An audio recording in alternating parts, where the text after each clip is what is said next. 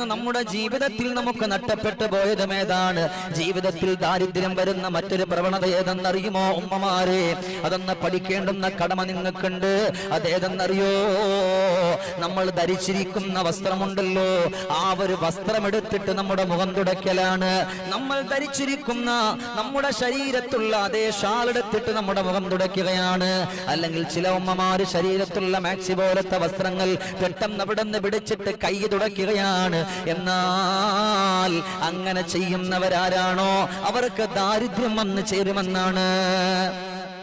അങ്ങനെ ചെയ്താൽ നമ്മളിൽ ചില ആളുകൾ അങ്ങനെ ചെയ്തു പോകും, അറിയാതെ നമ്മളിൽ ചില ആളുകൾ അങ്ങനെ ചെയ്തു പോകും. എന്നാൽ എന്റെ പ്രിയപ്പെട്ട ഉമ്മമാരെ, നമ്മൾ അങ്ങനെ അറിയാതെ അങ്ങനെ ചെയ്തു പോയി കഴിഞ്ഞാലേ അള്ളാഹുവേ വലിയ സങ്കടമാണ്, ദാരിദ്ര്യം വന്നു ചേരുകയാണ്. അതുകൊണ്ടാണ് അവിടെ നിന്ന് പറഞ്ഞു പോകുന്ന ഒരിക്കലും പാടില്ല, ഒരിക്കലും നമ്മൾ നഷ്ടപ്പെടുത്തരുത്.